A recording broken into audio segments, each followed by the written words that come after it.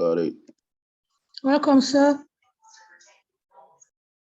Thank you very much.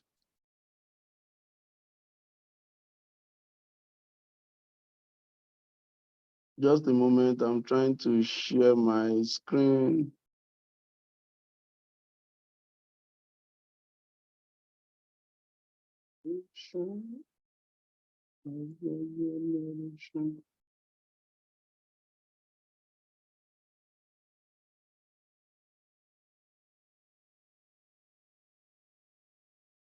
Can everyone see my screen?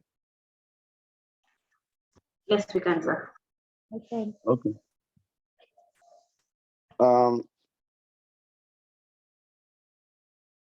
My session is titled Scaling Your Business with Sales. So I decided to add marketing to it myself. So you permit me.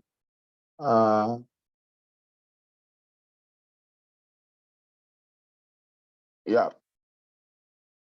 So marketing is my core, and I don't want us to scale with sales without scaling with marketing. I want to believe that I've met everybody in the last session. This session is I've packed too many things in 1 hour, so we're going to run as fast as possible.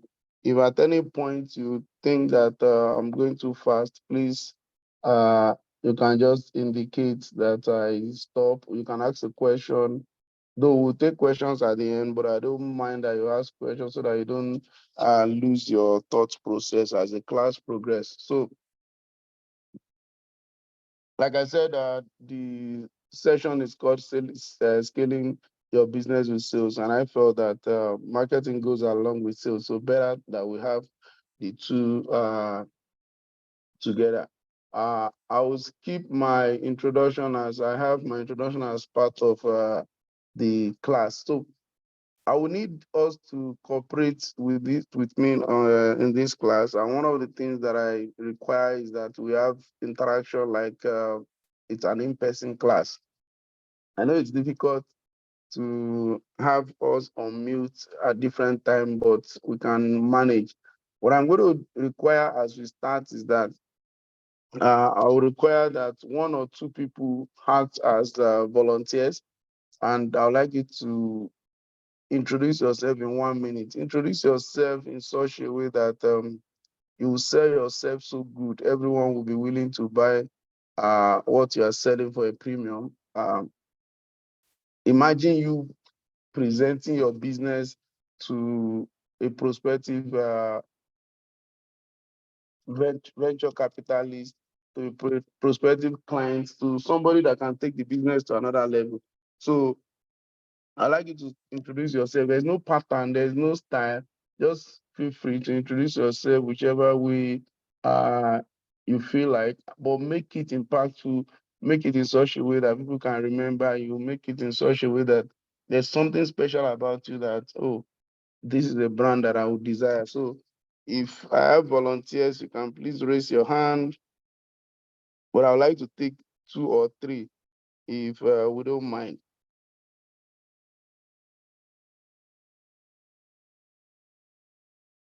Okay.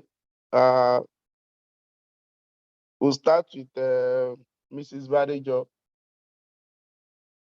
You can please unmute. You have 1 minute. Thank you, sir. My name is Mrs. Olubunmi Badejo. I'm a linguist expert, and I deal with communications. Thank you.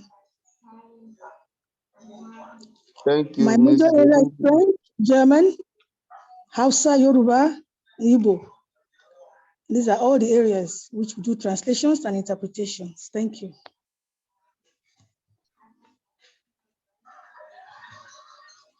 Mrs. Badejo, why are you better than other translators that I know? Yeah, this is because we are not only experts, we care for quality, professionalism, we meet deadlines, and we make sure that we satisfy our customers. We give the best in the industry. Thank you.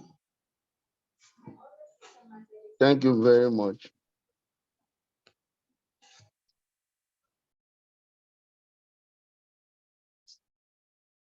Thank you, sir. I can't see another hand. That's a beautiful one from Mrs. Badejo. So we'll take Thank you, sir. Ijoma. Okay, Ijoma Okolo and Adesola Ogunji in that order. Ijoma, please Okay, fire. good morning, sir. My name is Good morning. Ijoma.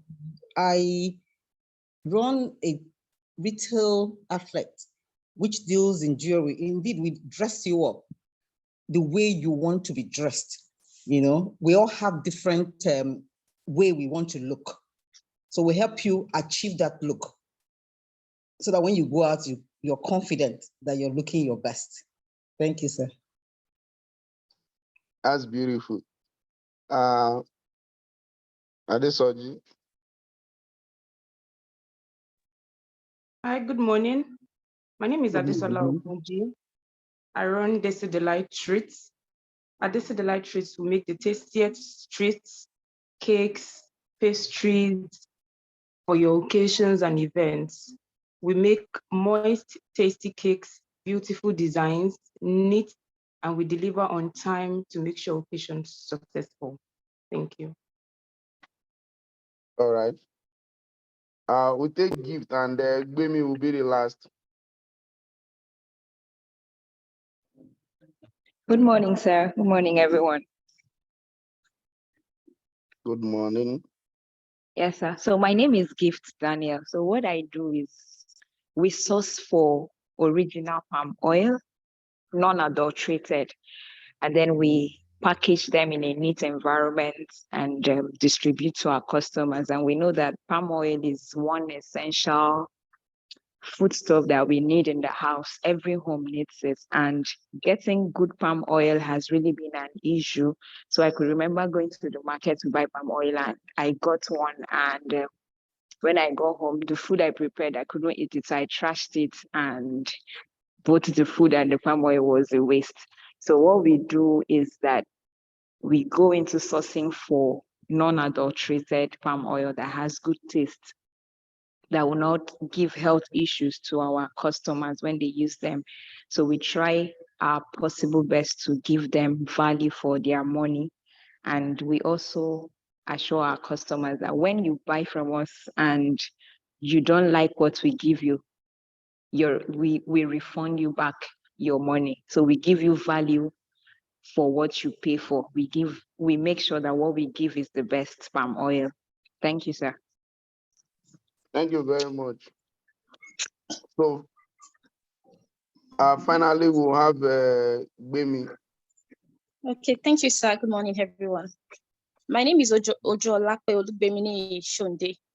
We actually help you with excellent and brilliant desserts. We make excellent and brilliant desserts. Our aim is to help you to revive and satiate your taste in cakes and confectionery. So we come up with the best of best recipe in cakes and confectionery. So we also help you to solve the issue of quick breakfast. A lot of people go to work without eating, with empty tummies, and their children also go to school with empty tummies until lunch break. So we have come up with recipes that helps you to take something before you go to work. One of it is our oatmeal raisin cookies, which you can buy and have it as a pocket size and keep it in your tummy before you start the day work. And over top of it is our banana bread, which you can have in the house. You can take it at tea breaks, and then you can also give it to your children to take it before they go to school in the morning. So we serve your early morning breakfast, and then we also help you with brilliant desserts in helping you to satiate your taste bud with our rich culture of in our branding. That's what we do. Thank you. Yeah, thank you very much. That's a very good one. So we've had like 6 people. I want every other person to tell me which of these entrepreneurs will you remember and why? So why will you remember any of them? Why will you buy what any of them is selling? Anybody?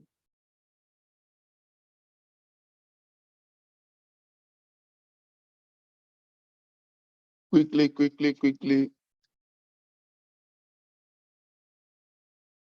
You can drop a message in the comments. The banana bread for me.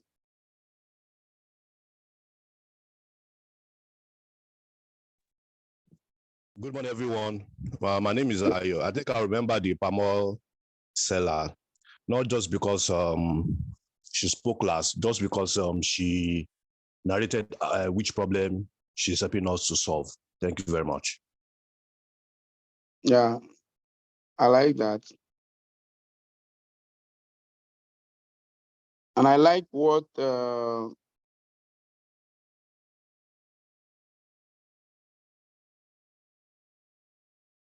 I like what someone said here.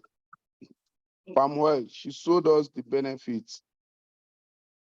The person that solved breakfast issue, the palm oil seller, she was clear and narration was sweet. Breakfast issue solved. Please, I want. Breakfast to the palm oil seller, I can relate with her. It's the oatmeal cookie and bread because I can relate. Yeah, thank you very much. And thank you, everybody that introduced themselves. One of the things that we do when we put our business forward is to sell features. A lot of us, we focus so much on selling the features. You can do this, you can do this, you can do this. We don't sell the benefits. And it's important that when we are selling our business, we also need to focus on selling the benefit. There's so much that has to do with emotional benefit. Nobody's just selling car for the purpose of selling car. No. They're selling mobility. But then when you begin to buy brands like Porsche, you're buying Mercedes-Benz, you're not just buying moving from one place to another. You're also buying emotion, how it makes you feel. So when we sell, we need to, beyond the features, we need to put forward the benefits. And we must find a way we introduce our business in such a way that it sticks. I was at a meeting and everybody introduced themselves. Two people said they are tax consultants, they are two said they are auditor. And the guy stood up and said, I'm a forensic auditor. And everybody take a pause. So the question is, by forensic auditor, what do you mean? He has taken the market from everybody that says they are auditor because he is a forensic auditor. So the next 3 minutes, I would like to introduce myself. My name is Jide. My father's name is Adeyemi. I'm a very passionate Nigerian. I'm a brand strategist. I'm a life coach, and I'm a tourist. My guiding principle is breaking barriers, meeting challenges. Why breaking barrier and meeting challenges? So I've gone through a whole lot in life that has shaped who I am. The shades in the face shows how much struggle I've been through. The black, there's something that the Yoruba people called Inu Kokodudu ni Efo Konfutin Jade. So from the dark spot is where the white palm comes from. The stars represent all the laurels, all that I've achieved, family, friends, and all of that. And that's what represents Jide Adeyemi. Of course, I was born in 1976. I've been privileged to go to school here and there, but I'll particularly say that I have an HND in mass communication from Moshle Abela Polytechnic. I started off with Ogun Poly in ND and ended up with Mapoli for HND. So, and I've been here and there, different courses, different schools, MBA. I'm a travel addict, and I have this goal of doing 40 countries at the age of 40, and just 60. No, by the time I'd done 39, 6 days to my 40th birthday, I hit my 40th country. So I've done 55 now, and I'm still going. If traveling was free, you wouldn't see me again. I love to travel so much, and it's something that gives me joy. It gives me a lot of passion. So there are about 3 passions that I have. I'm passionate about brand management and marketing consulting. I help people connect their brands and the consumer. So if you have anything to sell, I can help you develop strategies that will connect people and what you are selling with emotion in such a way that they will stay with you. I'm passionate about family, then I'm passionate about being on the road. I have 3 kids. One of them is almost my age, and then there are 2 younger ones that are 15 and 17. Without these 3 guys, I probably would have been traveling around the world. But for their survival, I'm here. I love the color red, very passionate about the color orange, and I'm very bookish. Bookish because I think my biggest asset is my library. And I've got library anywhere you can find me. On this table, there's a book anywhere in the car, in the bedroom. Uh, I have a bookshelf at home and in the office. I'm not a foodie, not so much of food, but with these 2 meals, I can rotate these 2 meals for a year and I'll be fine. I eat twice a day, so one will just be good for breakfast, the other one will be good for dinner. So I say that I'm a business chasing golfer. I'm not your regular golfer, so I want to play golf so that I can help see people who have need to help their brands, and then it gives me that opportunity to connect. I was, how do you call it now?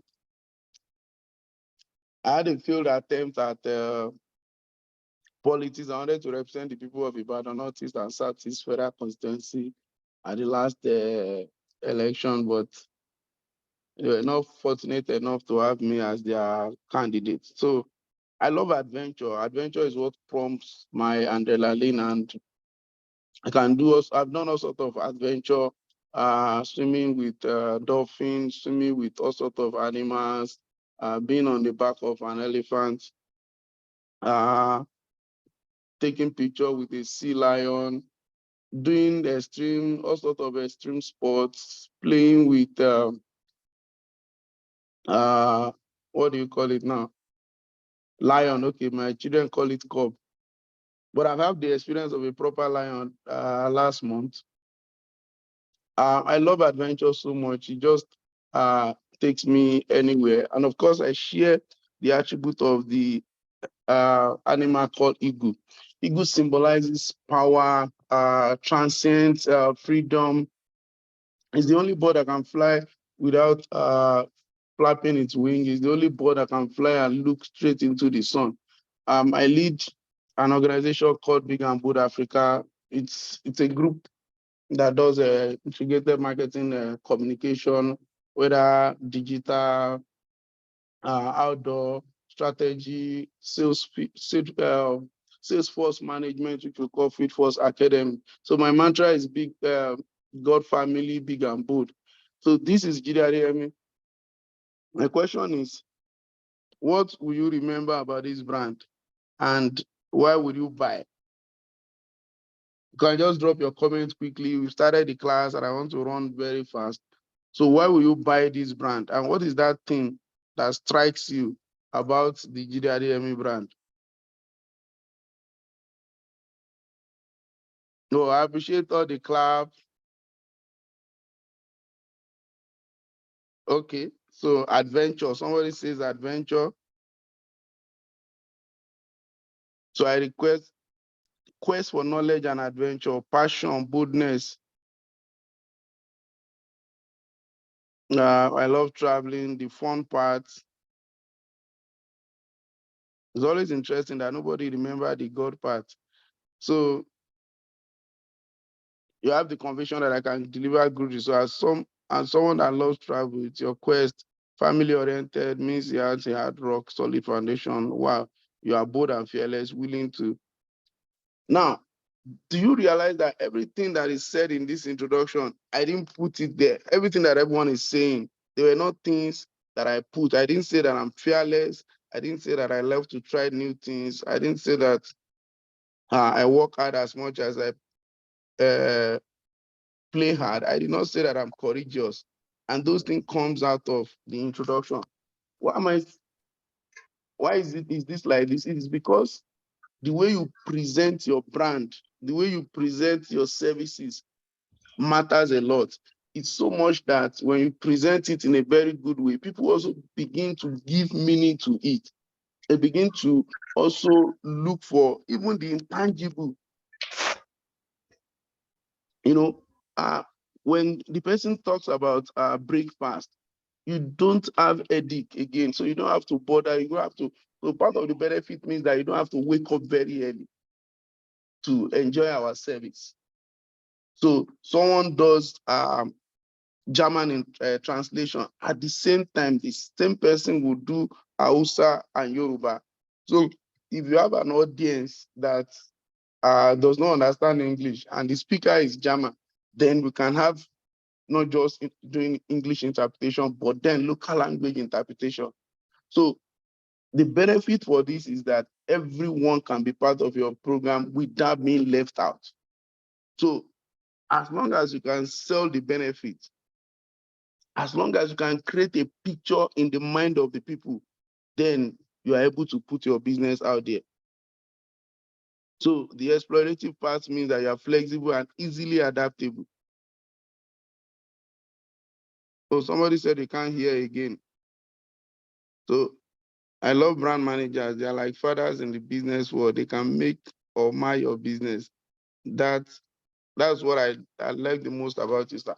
Well, I always want to make businesses and I want to help people to scale. Now, we'll come back to this introduction and then we'll take it off from there. So the question is, why do we have to scale? How do we scale? What are the things required in scaling? So a lot of people are scared and they are not able to scale. A lot of people have so many ideas. You want to take your business elsewhere. Some people even have people that are willing to put fund, but you are not sure. So you are not sure the business can fly. And as such, you remain at the level at which you are. There are some people that are even here making money, doing well. The business is doing well, but the business is not doing well at the capacity at which the business is doing. The business can do much more than what we have. But then we're just comfortable at that level. Before you know it, other competitors will begin to affect your business and their value proposition. I discussed this the last time. Will begin to have impact on your business if you remain at the same level, because there is need for every business to scale, no matter how amazing you are doing. If you have increased profit from 30 million to 100 million, which is more than 200%, you still need to continue to scale because the opportunity is there. My question is, what business are you really in? What exactly are you selling? What exactly is the solution that you are bringing to the market? What is that gap that you are feeling? It's so funny that a lot of people does not even know what they do. And that is why people still come around and just say that I sell clothes. The business has gone beyond selling clothes. Nobody's selling clothes again. What is the why behind your selling clothes? What is the purpose for your selling clothes? Because you need to understand that at times, what people want to buy is even different from what you think that you are selling. So a lot of us are looking to sell our products and services, but the consumers out there, they want to buy solution. They want to buy solution. They're not just there, wanting to buy breakfast. What purpose will that breakfast sells? And that is what I love how Coca-Cola put it, that open a Coke, open happiness. And that is why you see all sorts of campaign from Coca-Cola that talks about happiness, that show people excited, it talks about family, talks about connection at the end of the year. And that's why towards the end of the year, you start seeing all those campaigns that talks about going home. Nike never says that they are selling sport outfit. They don't tell you that they are selling sneakers. They don't tell you that they are selling running shoe.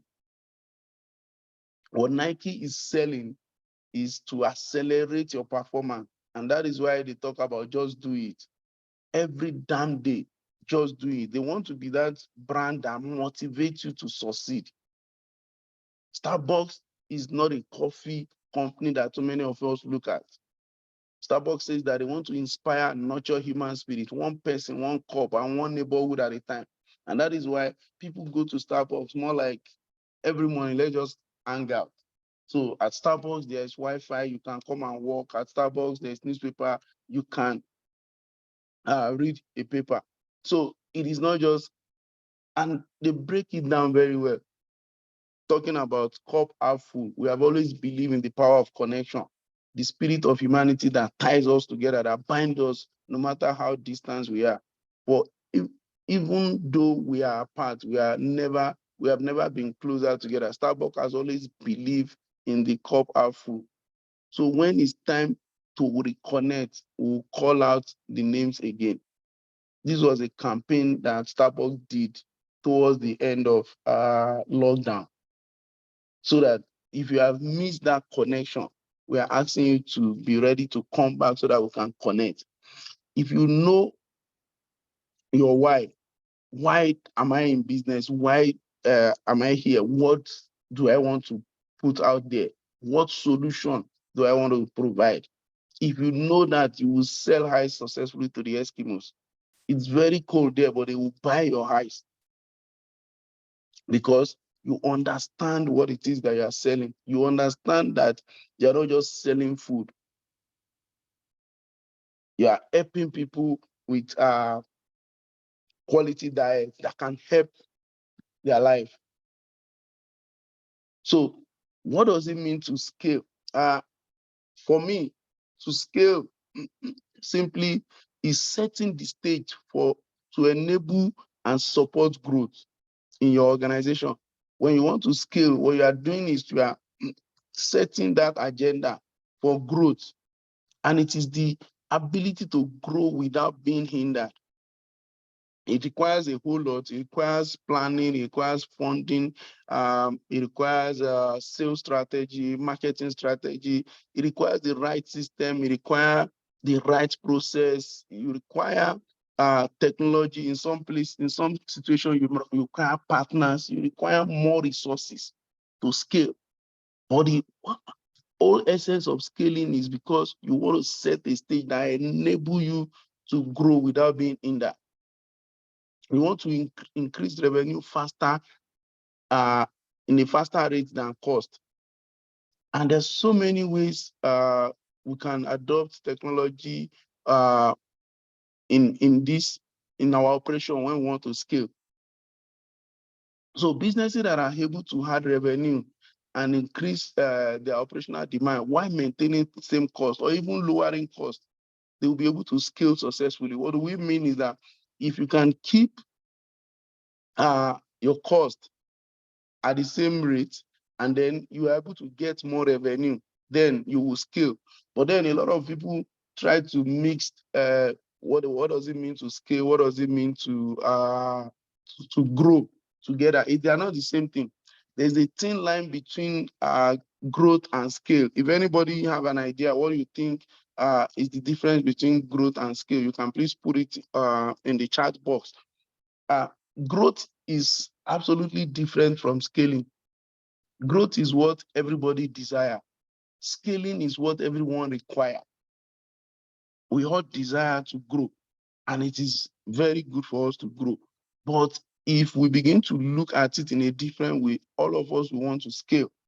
Because when you grow, it could mean, oh, we're opening new branches because we have gotten another place. We want to increase sales. And because of that, we're investing some kind of funding into the business that will help us to increase sales. All of this will help us, but it is not the same thing as scaling. Because when we're talking about growth, it means adding revenue at the same pace that you are adding resources. So because we are selling, our revenue is 1 million every month, and then we're investing another 1 million so that we can begin to have 3 million naira revenue.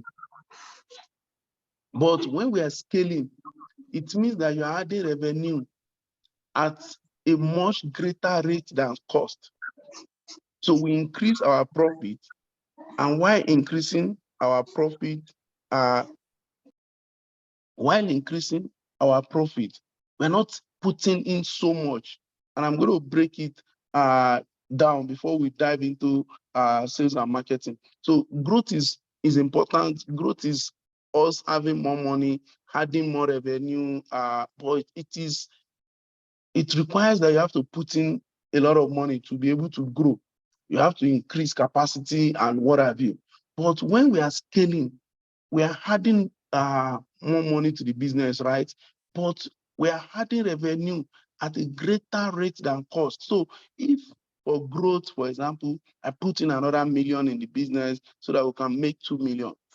To scale, if I put in another 1 million, then my target becomes 3 million, because we want to accelerate that growth, and that is what makes it scale. So we can check that. But for us to do that, there are two things that we need to understand. The first is marketing. The other one is sales. I will dwell more on it, and then we can relate it to our businesses. So marketing is very simple, but a lot of people get it wrong. It is the process by which company, how you create value for customers. As a matter of fact, for me, it is how you exchange value for the customer's share of wallet.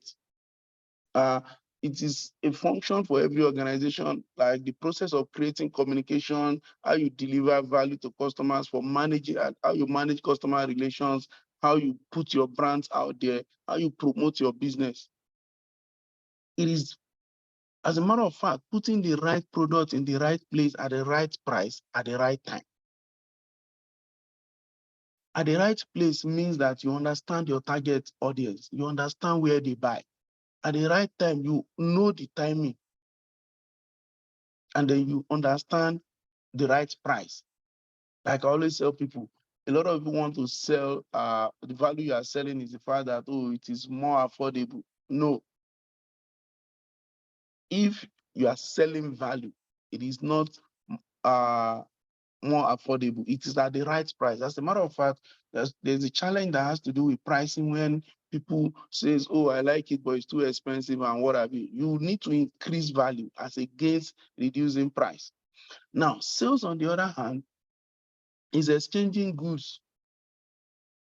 Simply put, it is, when we're talking about sales, it is when you are exchanging goods or services between a buyer and a seller at an agreed price. Sales is just straightforward. It's a exchange of commodity for money. But when we talk about marketing, marketing is exchanging of value, because you are not just saying that, oh, come and buy this. In marketing, you are creating a picture in their mind. You are letting them understand how this will help you.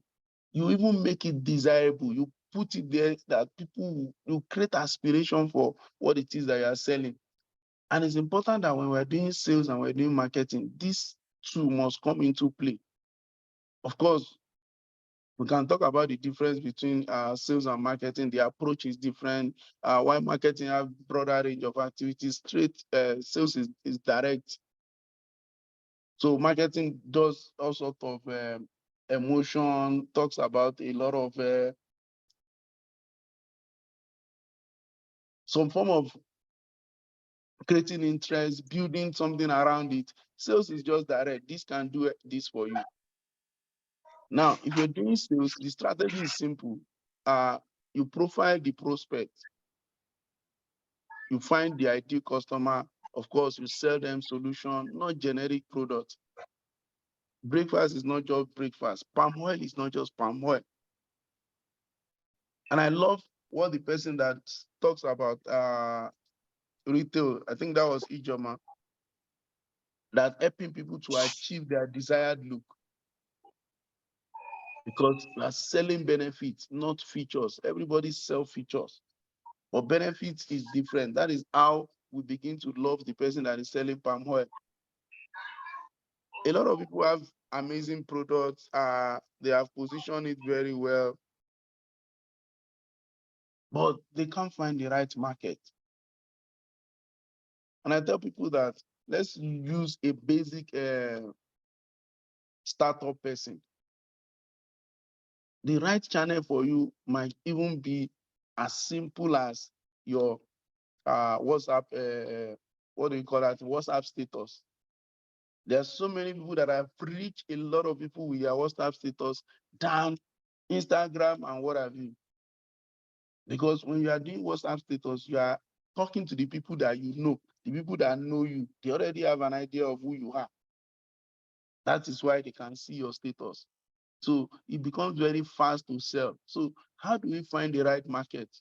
And of course, no matter how good your sales pitch is, there must be a call to action. And that's why when you see ad, there's always click this button, click here to register, ask more questions.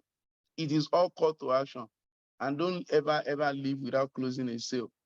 If you invest too much in your business and you're scaling, the important thing is to sell.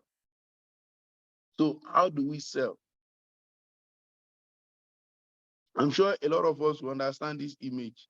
This image is talking about the right market and the right partner. So how do I find the right market? How do I find the right partner? There are certain businesses that ride on other businesses. So for those of us that want to scale, you need to begin to ask yourself, what kind of collaborations do I need? And I like to talk to small business owners. So I sell chin-chin. Someone, I give you an example, very simple example. I have a friend, you have a friend that runs a salon. People come there while waiting or while having their hair done. They are spending like 2, 3, 4 hours. There might be need to just want to munch something. That is a market. And the interesting thing is that when these guys begin to buy what you sell, then they begin to place order for it beyond just, so who is that right partner that can help your business scale fast? You need to identify that partner. So people who sell tires are looking for vulcanizers as partners. So people who sell clothes, the kind of outfit you are selling can be positioned to particular kind of people, but then where they are, you cannot afford to get a shop there. So can you get a glass that can showcase what you have, and then you put it in someone's outfit? And that is why if you go to premium hotels, you begin to see flyers of golf club, you see flyers of premium brands in the front desk, in the hotel room. The question is, who is that partner that you need to work with? I'm sure a lot of us would have seen this video.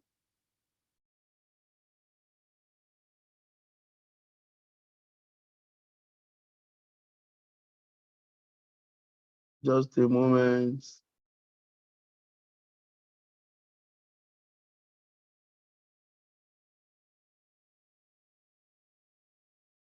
I just want to enable audio. Or can we hear the video? I can't hear.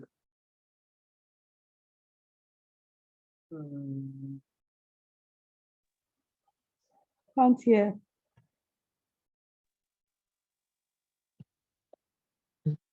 Pause recording because okay. तरसते अगर 1-2 minute रोज बात कर सकते तो हम कितने खुश होंगे इसमें। Anyway, it's not like we need the audio.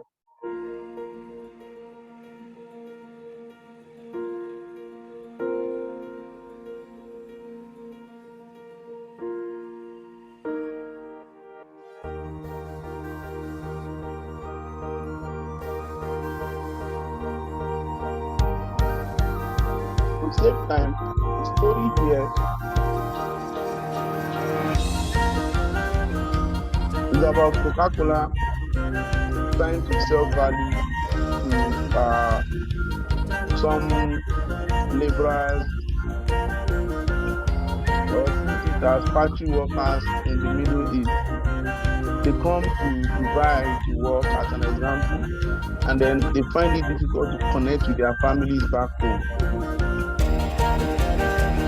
Identifying this problem, identifying this gap, Coca-Cola came up with a campaign that once can of Coke will mean 1 minute of phone call. Hello ए यहाँ और कुछ छुट्टी चीज तो मेरा ठीक है वो 3 मिनट दिए ना फ्री बात करने के लिए हाँ भाई फ्री भाई चीज नहीं ले पता भी किसी को जरा मेरा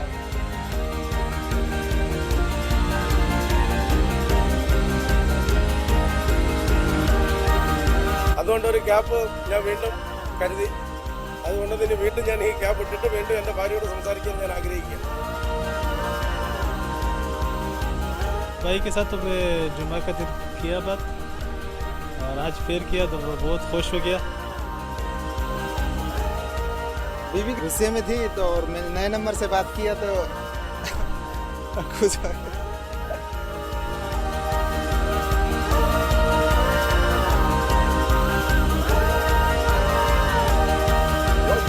From this message, what lessons can we take from this?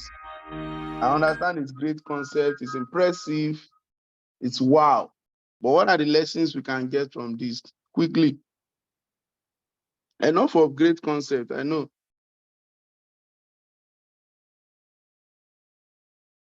I like this prayer. Lord, teach me to bring value, even if the end point is profit. Of course, the end point is profit. Coke doesn't sell Coke, they sell happiness.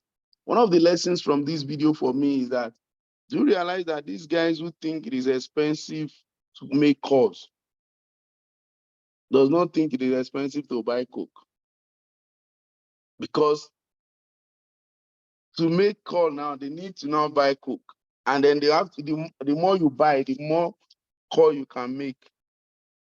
And it's an emotional solution that they provided here.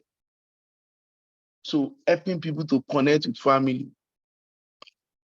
I pray for them that sugar will not kill some of them, because they will keep buying. And the funny thing is that they will not see the fact that they needed to invest in Coke to make call, because they're not just making call, because they are getting refreshment from Coke. And I love this. They identify the pain point of the customer, they leverage on it, and they innovate on that to increase sales. So I like this, and I'm quickly going to attend to this. Said these multinationals have money to hire professionals. How do we SMEs get to this level of marketing? So you don't need this level of marketing. What do you do in your own space? And I'll quickly talk about the person that says that, oh, I sell toys. And then a lot of time, parents make inquiries and even ask for invoices, but they don't make payments. You need to invest. I can have a chat with this person at the end of the class. Adeyemi, you can boss me at the end of the class, then we'll find time to talk. I'm willing to offer free consultancy for about 2 or 3 people in this class. Let's talk about your business. Can you invest in samples? Try to do so much by investing in samples. So parents requested for invoice and all that.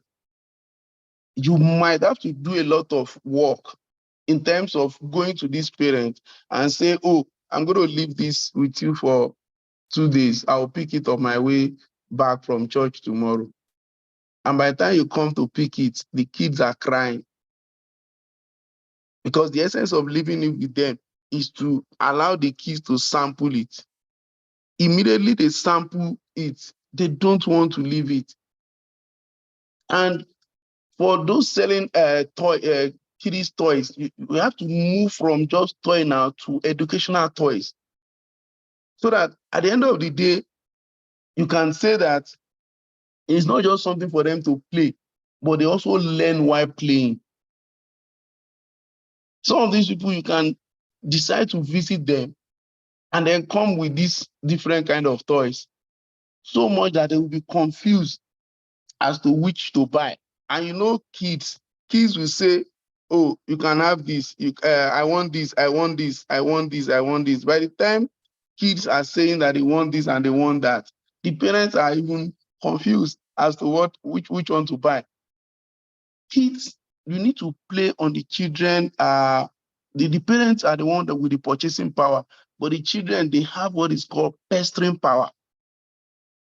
And that is why the noodle companies don't focus the advert on the parents. Rather, the advert is targeted to the children. So when we say, oh, as SMEs, we cannot do what these guys are doing, at your own level, what can you do? At your own level, how do you make your consumers, how do you make them feel? How are you selling emotional benefit to them beyond just selling features? So you never see Coca-Cola saying that buy Coke. They won't go to that route. Rather, they just want to create something in your mind. You can do that on your own, in your own space. You can do that on your own, in your own space. So, and when I tell people about scaling, about marketing, about innovation to help your business, we're not just saying, oh, you have to do technology. No. As a matter of fact, I've told an SME owner before, I said, oh, you know what? You don't need a radio advert. Because if you do radio ad in Lagos, for example, you are in Ikorodu, and you don't have the capacity to service the guys in Lekki, in Aja. So why not focus on how to advertise there in Ikorodu? Where can the Ikorodu people see what you sell? Where can they hear about it? Invest money in that space where you are, and not because when you begin to go on radio and your capacity is 5,000 in terms of production per week, and the advert brings you that opportunity for 20,000 people to buy, and then they come and you say you don't have, then everybody will go because, oh, we've tried out, they cannot service us. So when you are scaling, you have to ask yourself, are you going bit by bit, or are you just going back? So the question is, what is your catchment area? I don't know where that comes from, but focus so much on your catchment area, and then you'll be able to develop something in your own space. SME owners are always benchmarking their business with multinationals, which is very wrong. Don't benchmark against multinationals. It's the aspiration is fine, but then you have to benchmark against where you are. Let's look at some of the quick process that we can adopt in terms of our marketing strategy. So when you look at the existing plan that you have, ask yourself, what are we doing well? What do we lack? When you look at what you are doing well and what you lack, there's some of us that the brand is fine, but the packaging is wrong. So to appeal to more people becomes a problem.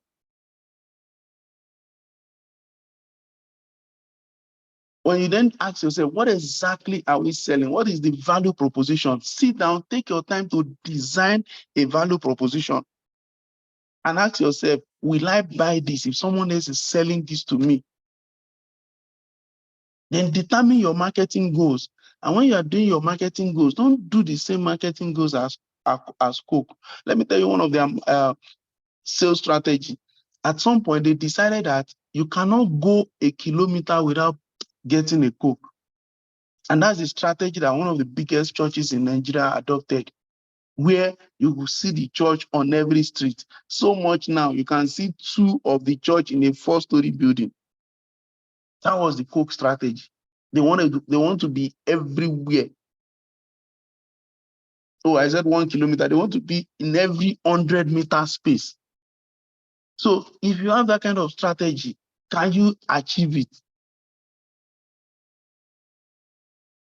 Where exactly is your market? If you define where your market is, people talk about, oh, 4 Ps, place, price, promotion and people. The P's are growing on daily basis.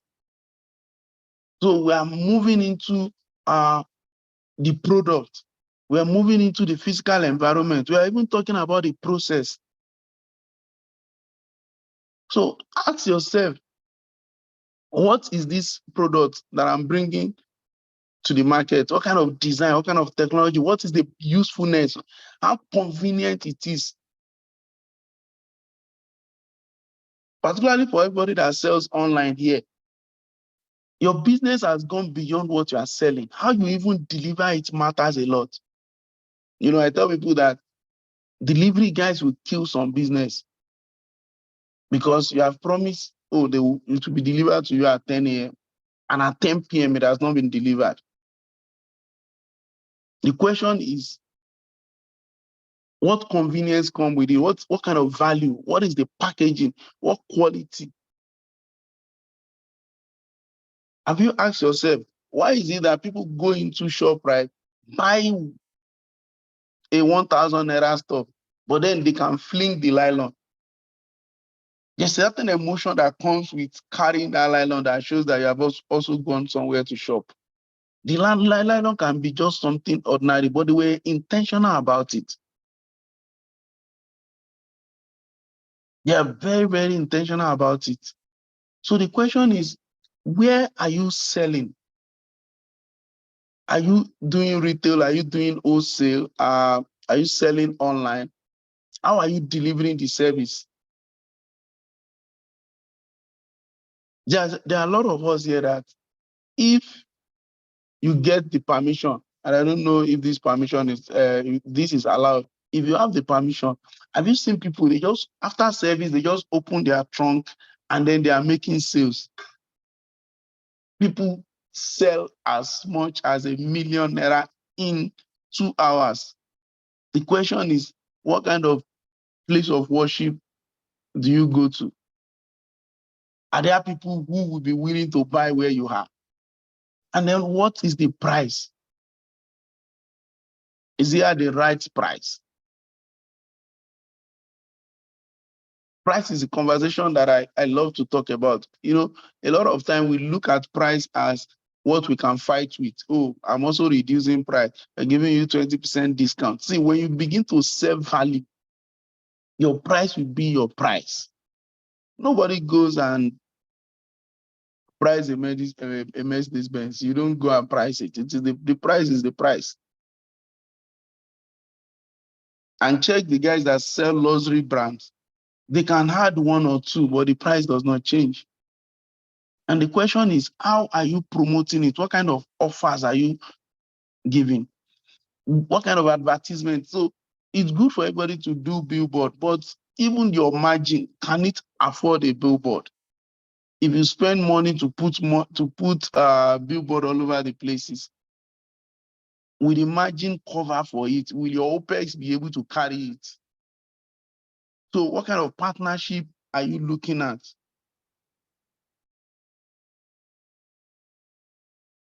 So if you ask yourself this, there are people, and let's talk about those who open their trunk and sell in church. There are people who do that at events, or let's talk about church, for example. If you are a people's person, you are good to people, you're supporting people, people know you, and then you open your trunk, you stand a bigger chance than me that nobody knows. So it is not just enough to even now open your trunk. There are some people who come around and say, oh, let us go and support the renter. They are not even, it's not that they have a need, but they just want to support you. And that is why you see somebody open the trunk, the same product, the same price, another person does, and then one person is selling, one is not selling. I'll give us an example. If you worship in a gomu, so there's this drink that a lot of us buy after service. There's a particular entrepreneur that stays with the vehicle somewhere in the church. They just sell out. And they are not making noise. They're not asking anybody to come and buy. If you have patronized them before, you can drop comments. Now, the price at which they sell is much higher than the price at the guy at the gate. The guys at the gate are making noise. They are shouting. They are asking people. They are promoting what they are selling, but they don't sell as much as the guy inside that bus. I don't know if anybody you have paused to ask yourself, why do you buy from them? Why don't you buy from the gate? At the gate, it is just 500. I think they sell for 1,002 now. So why are you buying from them? Why are you not buying from the gate? And all of us, we go there, you buy 5. In some cases, you buy 10. And in no time, they sell out every Sunday. You know, with the branded boss, with the arrangement and everything. And because of that position where they are, it is just convenient for some of us because I cannot go out, buy it, then walk back into church to take my car. And we're not talking of the quality now. We're just talking of the convenience. I can do transfer to them if your POS does not work. You see everybody buying it. It's a confirmation that this is quality. It sells at a higher price, but it is value. Check it. It is freeze, like freeze, properly freeze. Quickly, we'll take a baby. I see your hand. I'll quickly take you. Okay, all right, sir. Thank you so much, sir. Okay, previously we were talking about closing sales. Okay, I actually want to ask, okay, let's assume that you have a way of advertising on platforms, and then you have a channel that will make people come to buy from you. But you have issues of location. Like, okay, when somebody chats up and they ask you, let's assume, okay, I'm into dessert, and they ask you, where are you located? Somebody from Lekki wants to buy from you, but when they look at the distance and they look at the price of Uber for delivery, then they're like, oh, so sorry, we thought you are actually close by and all that. So how do you solve the problem of location, distance when it comes to closing sales? That's my question. Thank you, sir. So one of the things, and thanks for this question, one of the things you need to realize when you are doing your marketing online is because you don't have space. You don't have a location. And that is why when you are marketing online, there's benefit in putting an address, there's benefit in not putting an address. Because clothing is a big issue. So I stay on the mainland. There's a guy that make clothes for me in deep inside the market in somewhere around is it Okeani now, where you have the roundabout, Tinumbu. Because I like to fit my outfit, I have to go and look for him. And once that I got value, I've continually go there. Now, the guy had to, on his own, go look for so many people like me. And guess what? When they get the value once, they will always, because what a lot of us don't want to do is that you don't want to invest in certain customer. It will not work for everybody, but that particular customer, you can invest in that customer and say, okay, you know what? We'll deliver to you for free. At that point, you have eroded some part of your profits. But what you will get from it at the end of the day, the return purchase will make up for it. One of the things you need to be able to do is to be able to profile every customer. When you have a conversation with people, you will know if, oh, this person will come again or not. You need to begin to do a lot of profiling. And this will happen in a 2-3 minutes conversation. There's some of them, they really love it, but they just feel that that additional 2,000, additional 3,000 for delivery might be an issue. And we can then put in and say, for this first one, we'll cover it. And then you, in your mind, you are losing some money, but you can make that money in a very big way. See, I will tell anybody, price is never an issue to stop. look for something to put in. You have to look for something to put in. As long as there's something to put in, price is not an issue. You might also need to increase manpower at times, because there are people who says, oh, I can send you my sites, but I like to be measured. You won't ask them for transport to go and do measurement for the person in Nigeria. No, it's not possible. That is an investment. And be sure that when you take measurements, I'm talking to those in this fashion business, when you take measurement for someone that wants to just make a shirt, you have to go all the way and take every measurement of outfit they can require. So suit, agbada, mention it. So that when you present something to them and say, oh, I have this new design, I would like you to see it, and say, oh, I like it. I say, I have your measurement for it already. So because the last time you did the measurement, you have covered everything. I'll run along and then I'll come back to you. So what kind of people do you have? And what is your process? We can talk more about this for those that offer service delivery. How do people consume your service and all of that? Then we talk about the physical environment. When people come into your space is there for marketing. It's not just there so that you can operate from there. How comfortable are they in your space? 'Twas a night before Christmas, and all across the land, the good folks of WestJet had a miracle planned. On the eve before flying, the guests were in their beds. Visions of traveling danced in their heads.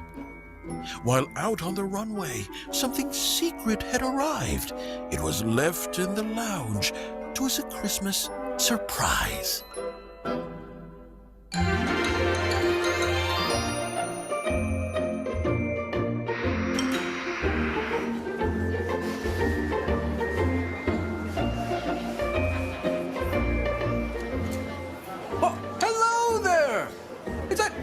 Is that Cohen?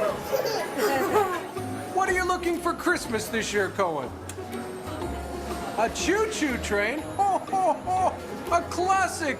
Do you like Thomas? What would Mommy and Daddy like for Christmas? Big TV. Yeah, big TV. Ho, ho, ho! A big TV! You're looking fabulous! Do I need to? It's okay if you just want to stare at me as well.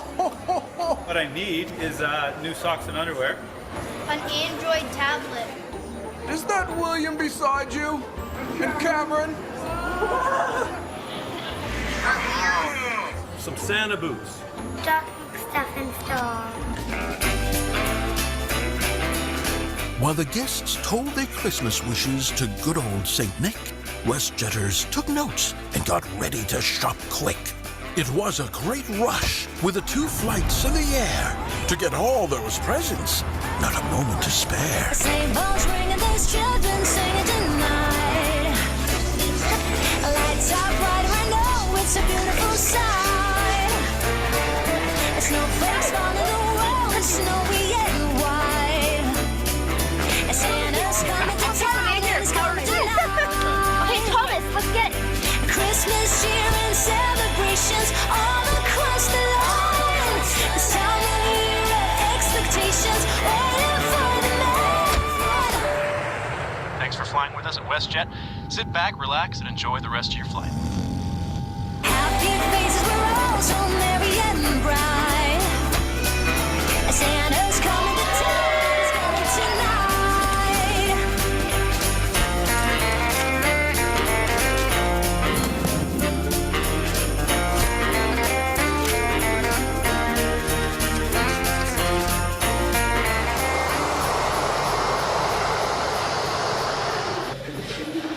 Was everything ready? We all had to wait for the moment of truth. at Carousel 8.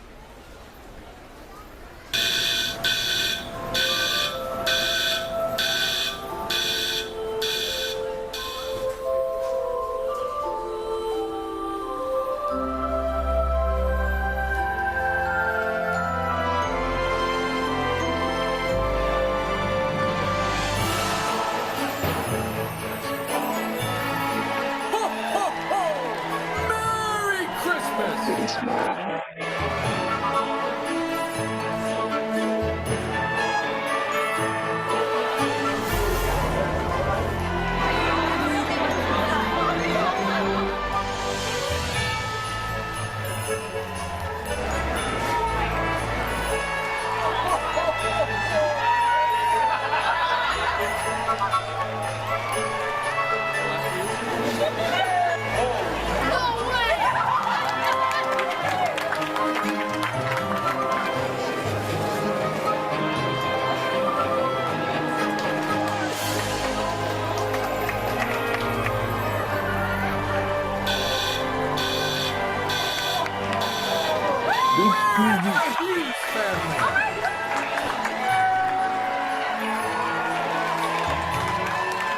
The guests never expected what they'd asked of St. Nick would actually appear.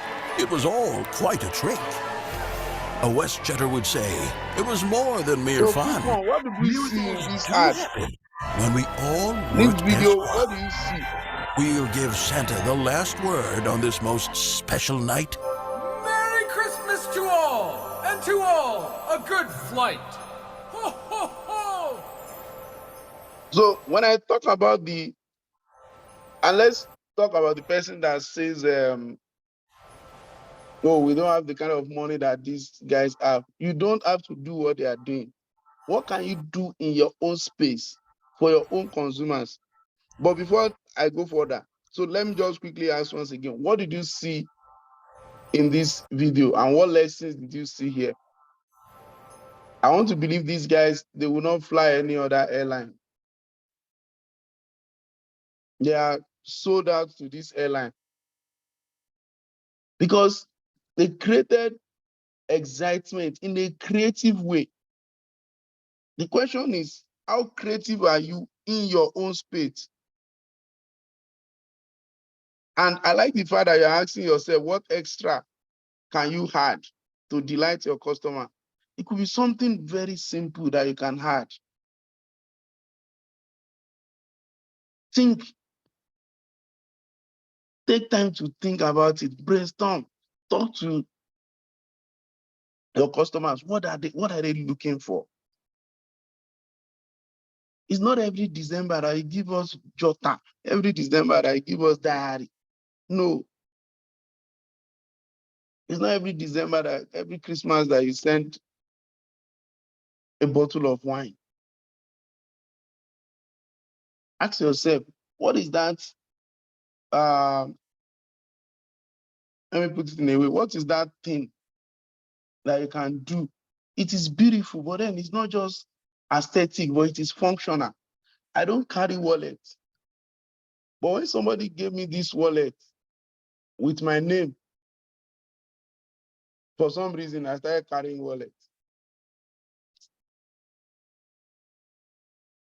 So there's an emotional attachment to it of, oh, my name is on it, it's personalized.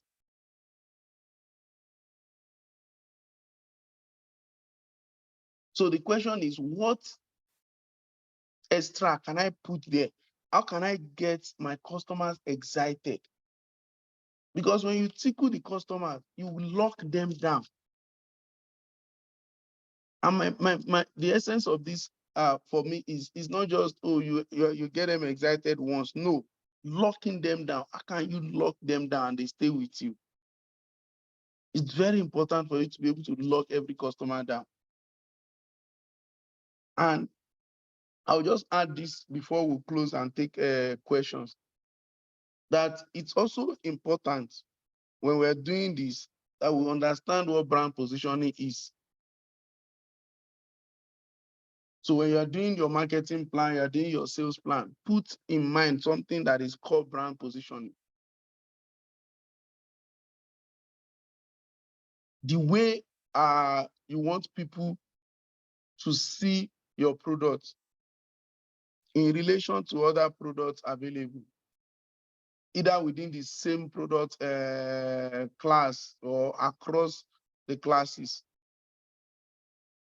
So you have to ask yourself, do I want to be positioned as being cheap?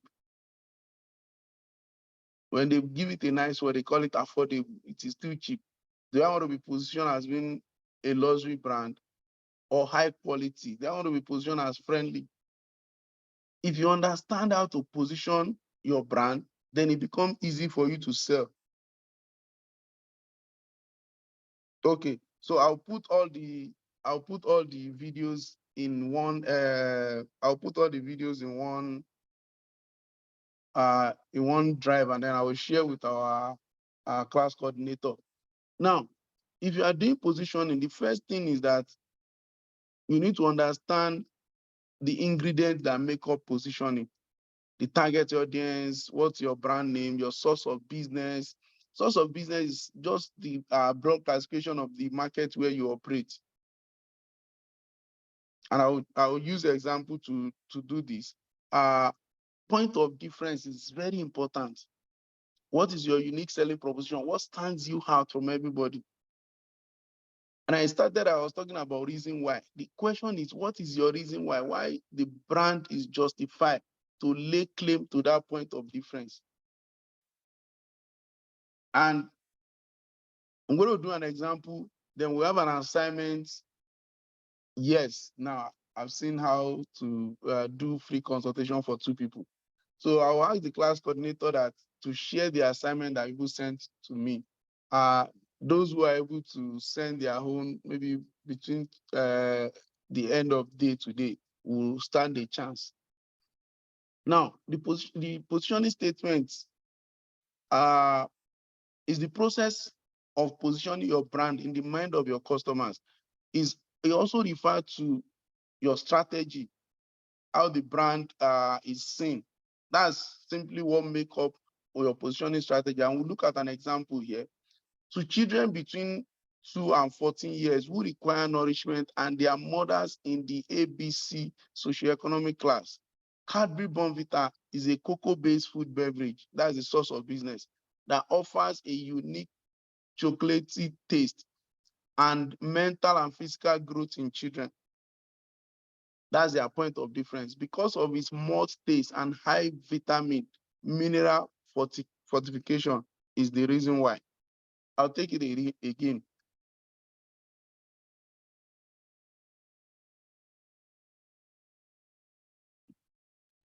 So to children between the ages of 2 and 14 years who require nourishment and their mothers in the ABC socioeconomic class, that's the target audience. Cadbury Bonvita is a cocoa-based food beverage.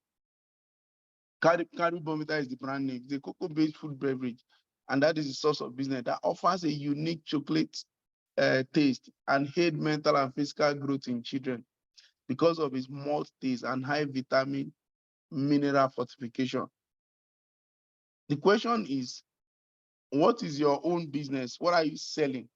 And what is the positioning statement? So we'll have an assignment to develop positioning statements. So to which people are you targeting your business? Which is the target audience? What is the brand name?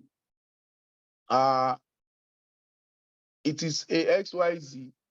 That is source of business that offers what? Point of difference because of why. And you can take this down. Okay. You can just take a screenshot to understand target audience, brand name, source of business, point of difference.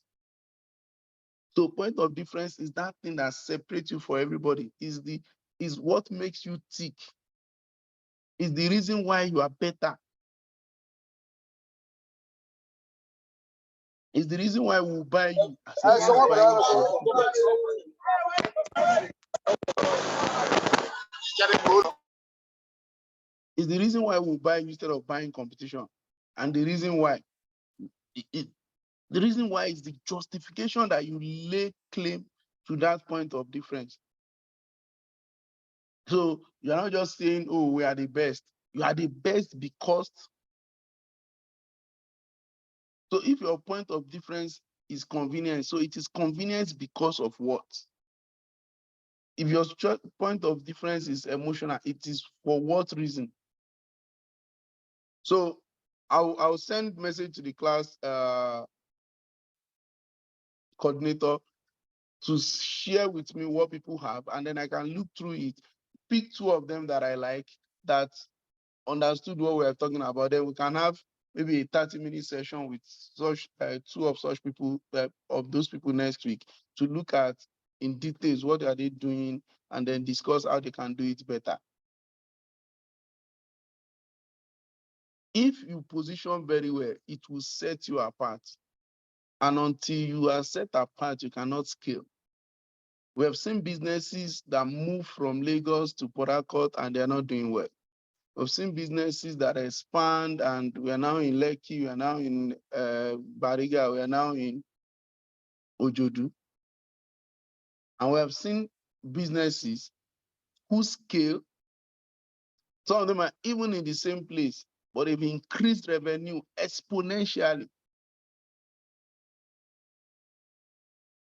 So we're talking about fashion design and what have you. The biggest guys in the industry, they are not bound by location. They are not bound by distance.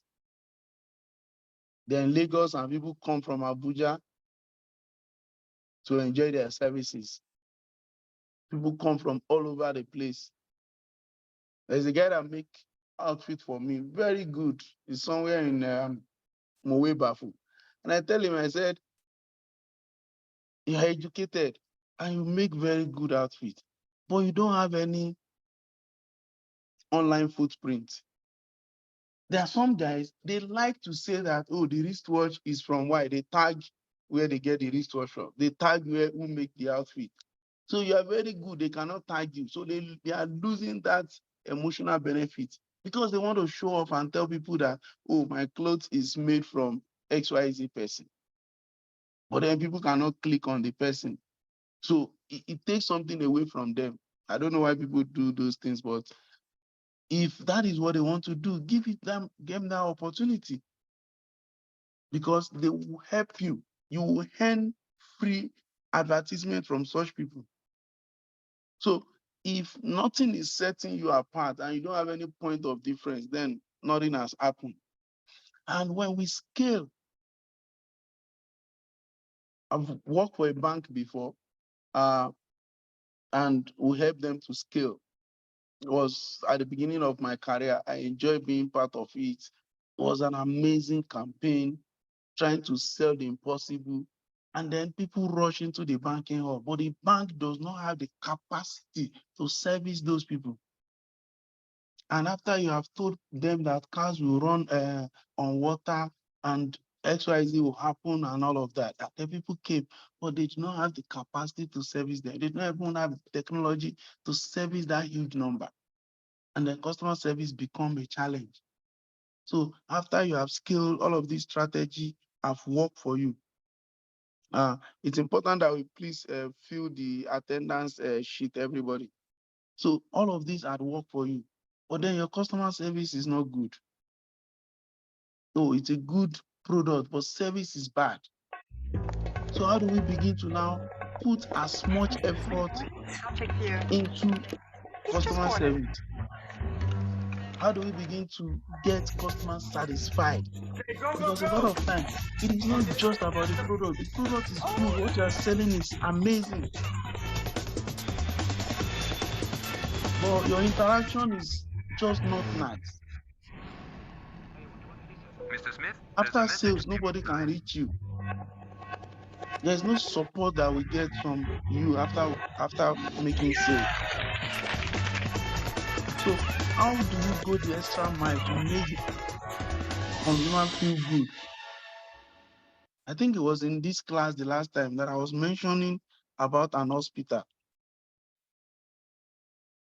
I mentioned an hospital and I say how what kind of service they offer.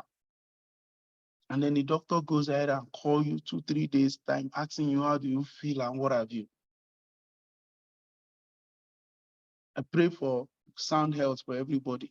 So when there is need for medical attention, you go back to them. So the question is, and all of the videos we're playing today, I don't want us to begin to look at how begin to translate it to your own space. He's just boarded. All that they wanted to do here was to send a message to Mr. Smith. And Mr. Smith is on board. The flight is already taking off, and they needed to communicate with Mr. Smith. This is hypothetical because they could have told There's a message for you outside. they could have told the pilot to tell him.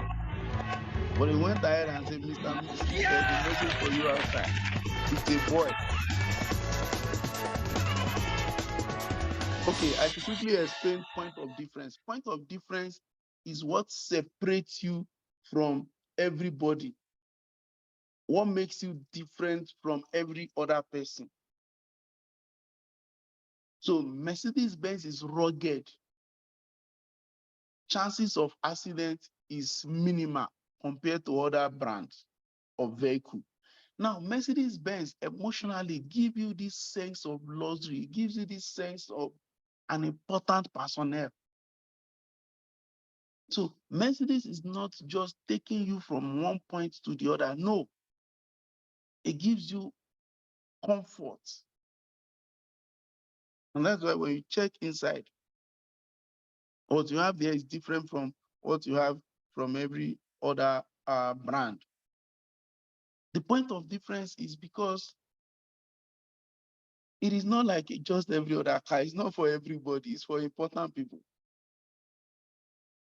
What is the point of difference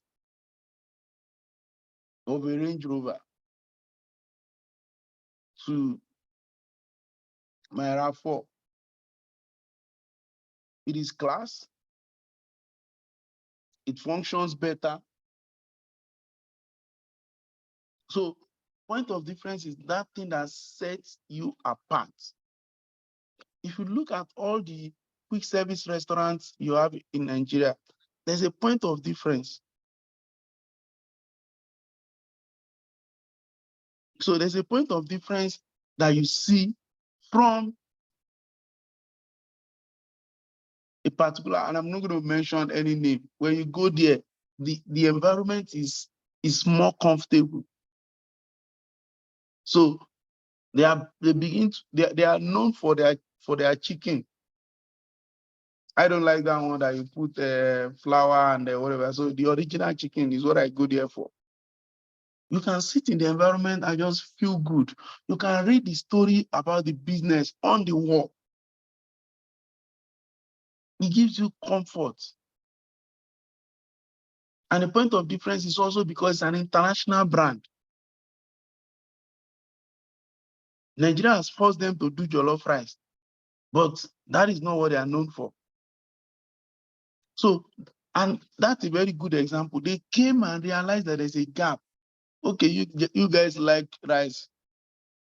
You don't want chicken and chips alone, right? Okay, we'll provide you jollof rice, we'll provide you fried rice. And I think they didn't get those two. They didn't get it right. Somebody needs to talk to them about the recipe. They didn't get those two right. The jollof rice and the fried rice, they didn't get it right. But their core, they got it very right. The price is higher than your regular places that you go. But we don't mind, we still go there. So that's point of difference. And for the person asking the question about the toy person, so do your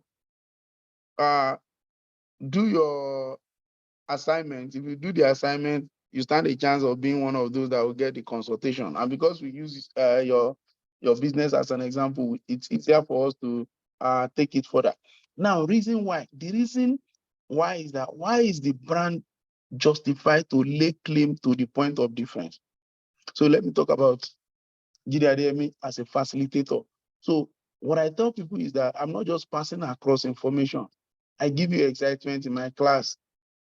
The class is fun, it's interesting. I create a picture in your mind. So the reason, this is the point of difference beyond, oh, I'm attending a class and all of that. So if you miss the messages, you will not miss the message from the video. The video will remind you. And the reason why is because it helps you to, the knowledge to stay in your head. The reason why is I want to create a picture in your mind. So if you miss the class, you can even take your own learnings from it and say, okay, I saw that video about customer service, and it tells you a whole lot. So I want people in my class to be able to create content for that class. So you watch the Coca-Cola video, and beyond what I say, you can get more message. Is the reason why I said that my unique selling proposition of having an interesting class with videos, with games. If it's a physical class now, we'll be playing games and they'll be using it as example. So I hope this sort out the question. Yes, I will share the assignment slide. So what I will do is that I will share from here, from brand positioning, 1, 2, 3, 4. So I will share these 4 after the class so that you can read through this and then you can then use this to do the to do it. So I'll close here because we have overrun our time, and I want to thank the coordinator for giving us this additional time. I say this every time when I'm closing a session. It is not the strongest of the species that survive. It is not the most intelligent, but the one most responsive to change. The question is, in your growth plan, can you begin to look at it again and ask yourself, have I covered all the questions discussed this morning? So do I now understand how to scale? What are the things I need to put in there so that I'm not just growing, I'm increasing profits in such a way that I'm adding revenue at a greater rate at which I'm putting money into the business. So I'll take questions, take like 2 or 3 questions, then we'll close the session. For those who want to reach me, you can have my details and then let's talk later. So I'll take like 2 or 3 questions. Anybody? Okay, thank you very much, sir. So do you have questions? If you have questions, you can raise your hand, you can unmute yourself, or you can just put it in the chat. We'll take. So there's a question. Can I share the 2 titles of the most inspiring books I've read? Anytime I see this question, I laugh. There are too many of them, but I would always remember Good to Great. I'll tell you why. Good to Great expanded my mind. Because what's his name now? Collins.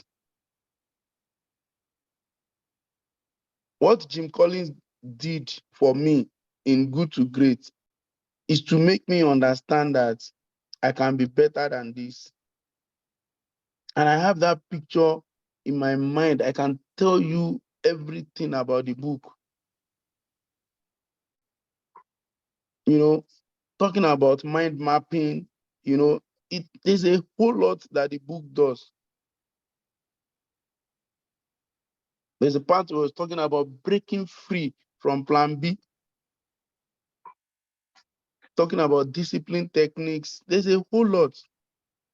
And of course, I like Stephen Covey's 7 Habits of Highly Effective People. I love Good to Great by Jim Collins, and then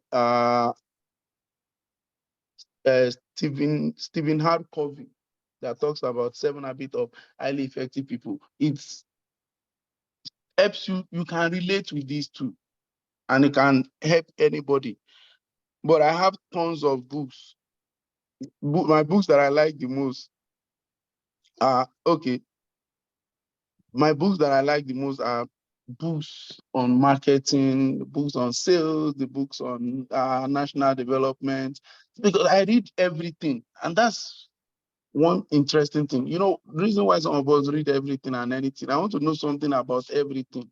So if today I'm consulting for a medical brand, tomorrow I'm doing destination branding and talking about why you should visit Mauritius, and then the next day I'm talking about green energy. So it becomes important to just know something about everything. So I hope I answer your question on these two books. And I want to believe everybody should have read these two books. I see a hand and the hand has dropped. Any other question? Okay, Henrietta. Okay, good morning, sir. Yeah, quickly. Okay. My question is this. I'm into fashion business. Can you hear me, sir? I can hear you. Okay, so I make products, and some of the replies I get from my customers are, your products are quite expensive because of the high cost of production, the way Nigeria is now. And someone now counsels me that I shouldn't really bother about the profit now since I'm starting the business. I should bother about getting the relationships. Later I can, now start increasing my price as I should. I don't know if that's a good advice, because it means that I'll be cutting down on my profit and just selling at my cost price because I want to get more customers. So I don't know what you have to say about it. For me, and I will also answer Anu, who is saying that how does one effectively market products such as programming or software development? From experience, it's easy to market products.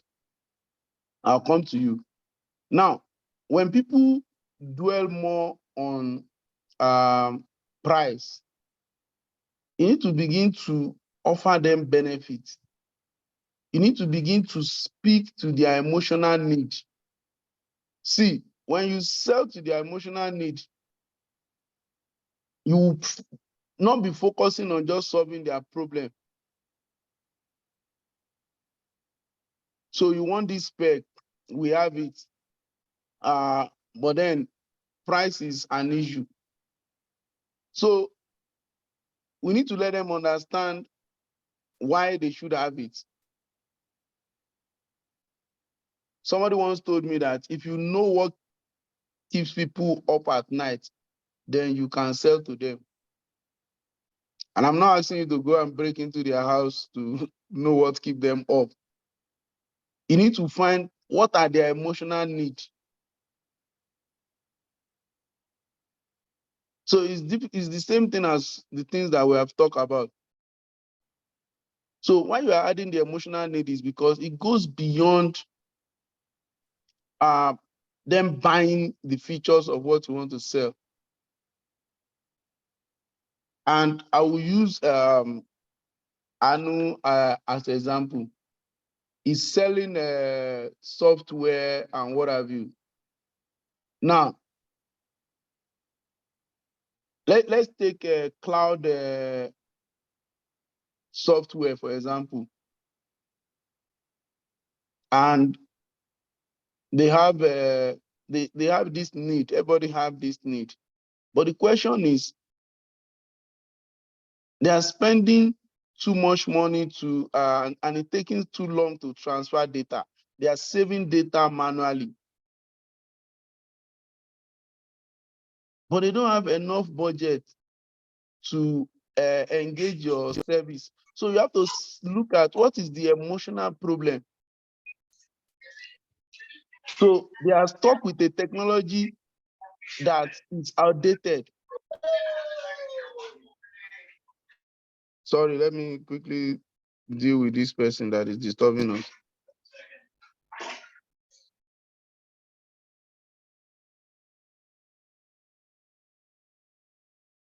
Okay, I can't find the person. So they are stuck with outdated technology. Then you begin to look at how do I strike an emotional chord So if I must strike an emotional chord for such a person, I begin to tell them that, oh, if they buy this service, they can eat more deadline, they can solve problem. They don't have to bother about whether their document are saved or not, because it automatically save in the cloud.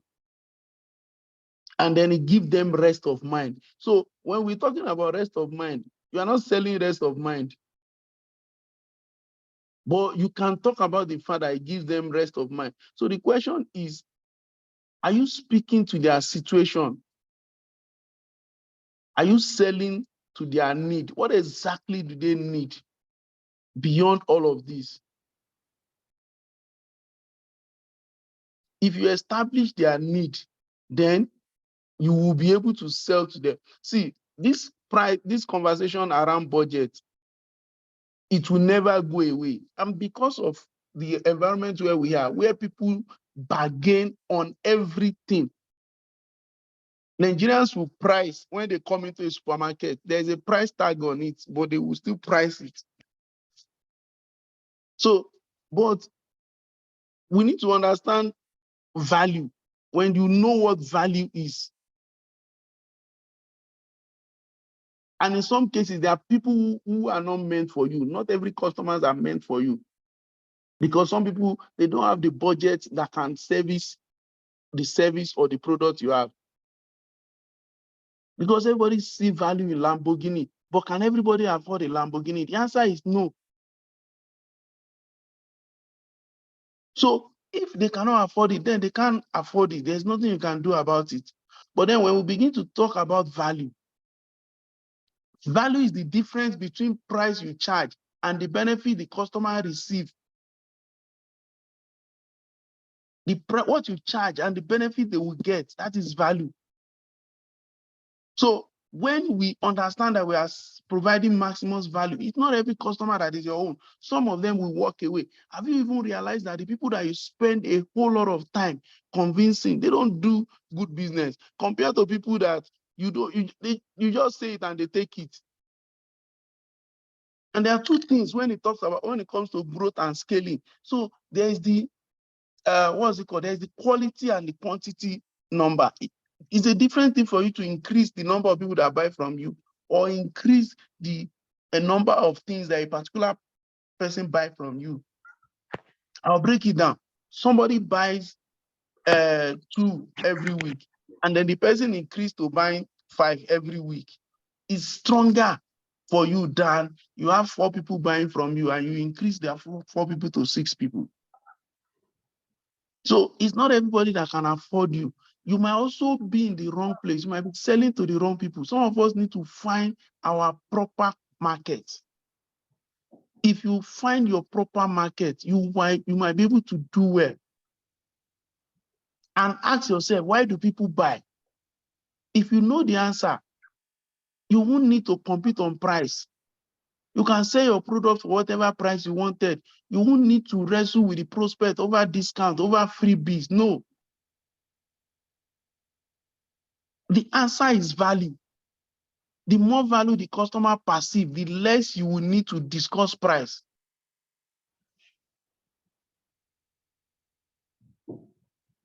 So one of the areas where people struggle the most is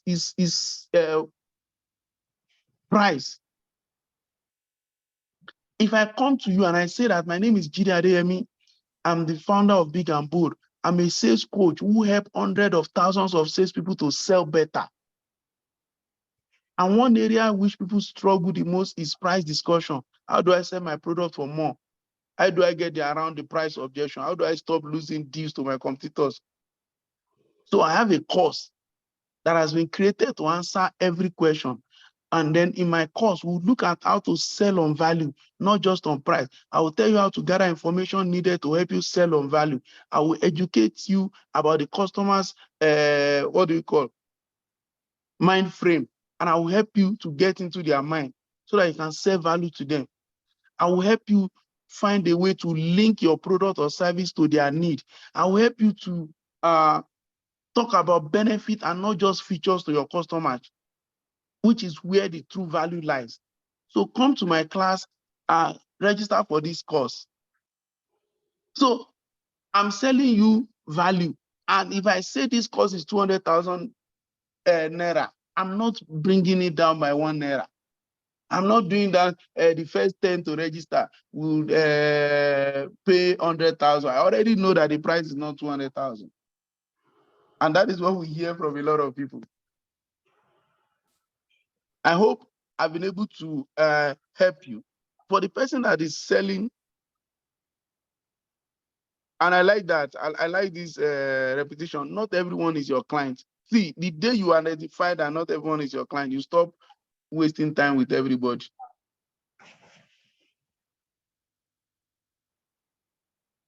There's something that Warren Buffett says. He said, price is what you pay. Value is what you get.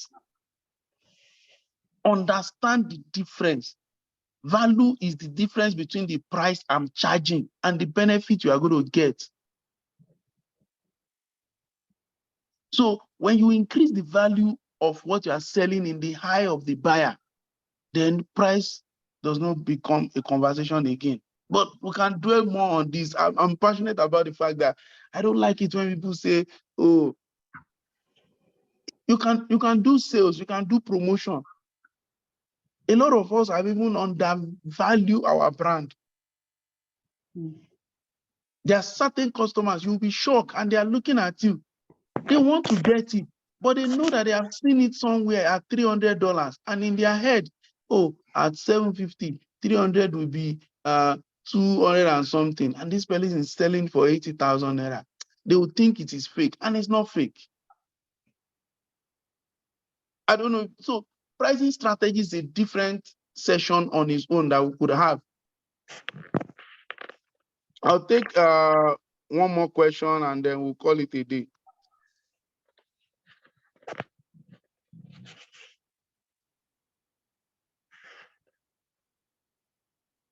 What's the name of this person that asked this question? Anu, you can reach out to me and then we talk more about it. Services, you can sell service the same way people sell products. And the example I gave just now about you buying my course, if I'm running a sales course as a sales coach, I want you to begin to see all of the things I say I'm selling in my business. Technology, it's a very hard sale. Software development is a very hard sale, but it is the easiest of sales. If I have a software now for project management, I can begin to tell people that, oh, you know, all of these things that you don't do in this Excel and all that, you just input everything into this software. It also do analysis for you. It helps you to make informed decision. Beyond that, it helps you to meet deadline and it gives you rest of mind. And any of your team member, even if you have somebody in the US that is joining your team, the person can go on the software and also work because you can manage the project from anywhere. In fact, we can do color coding on this software such that you see green, amber, and red. Red shows that we are not, we are far from target, and amber shows that we are still on point. Then green shows that we are good. So we'll do the software in such a way that when you open it and you're just looking at the summary sheet and you see so many red, you already know that there is problem. And then you can call out individual team members on the software. I know if you are developing this software, you have to pay me, and because I'm just thinking about it now, the thing is flowing. So when you can see highlights and look at who is working now, who is not working. There's a software now that you can also design. So people are doing remote work. How do I know that my staff are working and they're not just playing at home when they say they are doing remote work? So everybody sign on this software in the morning. And if the systems goes off from the office work to WhatsApp, for example, it takes pictures. And we can have time snap that, okay, the system was quiet, it was blank. The system was blank for 45 minutes. Nothing was happening. As a matter of fact, as a team lead, you can view the desktop of your team members from this software. How hard is it to sell that kind of software? How difficult is it to sell that software? It is not difficult. So thank you very much. Seeing that there is no question, I want to say thank everybody for this class. So I'm not a software developer. So if you do this, it's just to generate the idea. If you do this, then we can, two of us can do business. So what I want you to do is to begin to ask yourself, what can I do better? And not every business, let me say this before we go. Please drop what you learn in this class on the chat group. Not every business is ready for scale. If you are not ready, just be where you are. It's good to be steady and keep revenue the way it is. Don't reduce revenue. Don't drop quality. Don't drop the business. Just keep it as it is and prepare. Because for some of us to scale, you might require some partners. You might require something bigger. So I was telling somebody whose business is doing well, but the business relies on delivery. It relies on our bike riders.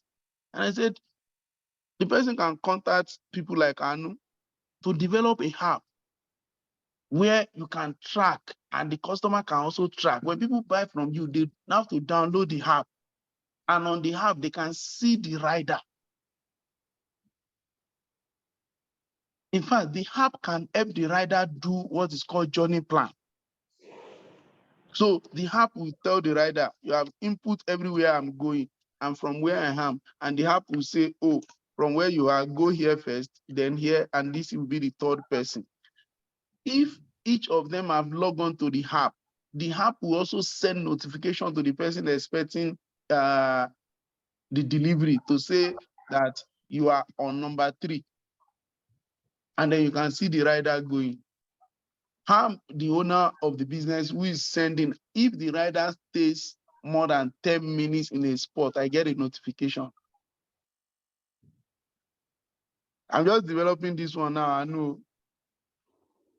So you get a notification. Those who want to buy from you, they have that confidence that beyond the fact that you have made amazing clothes, you can deliver these clothes to me with confidence and I can track the delivery. So when you say, oh, you'll get it by 2 p.m., on worst case scenario, you'll get it at 2:30. Because you have scaled by introducing that app.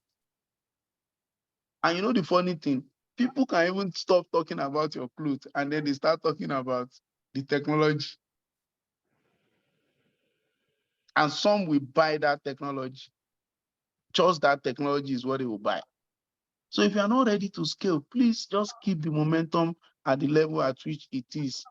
And I like sell benefit and not features. Yes, growth is different from scaling. I should aim to delight my customer. Not everyone is my customer.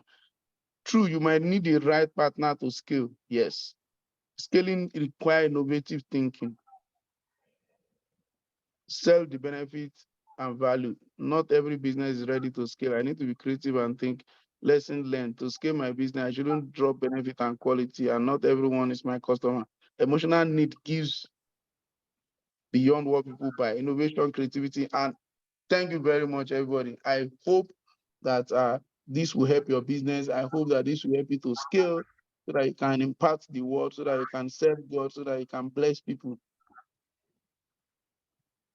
The reason why for your business is not just about making profits, it's also to impact lives. And when we read the Bible and it talks about dominion, dominion is not to be second best. Dominion is not to be just one of them. Dominion is to be a thought leader in what we do. The Bible said that nobody light a candle and put it under the table. So your business is not one of those businesses that should just be in the corner of your room.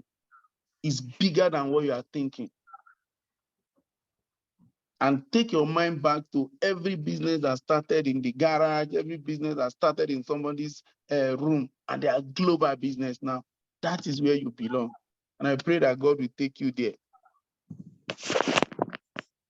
So thank you very much. It's been a pleasure being here. I wish everyone business all the best, and I hope to come your way another time.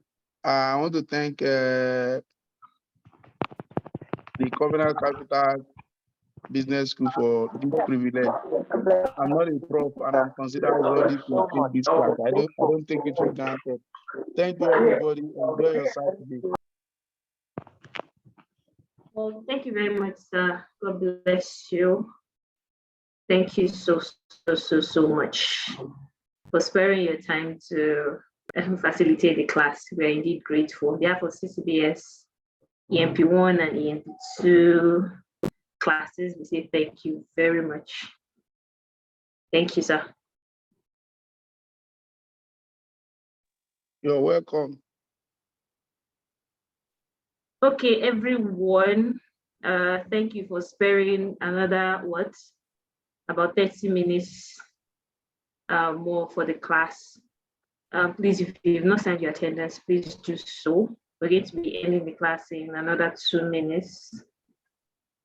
If you have any questions whatsoever, just reach out to your coordinators. If you still have questions and want to reach out to the facilitator, he has already shared his contacts and social media handles, so you can reach out to him.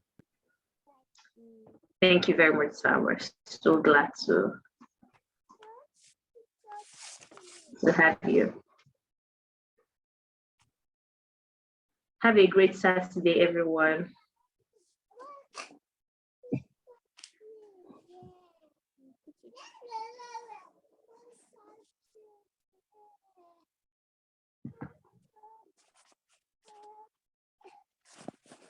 Would you want to put that?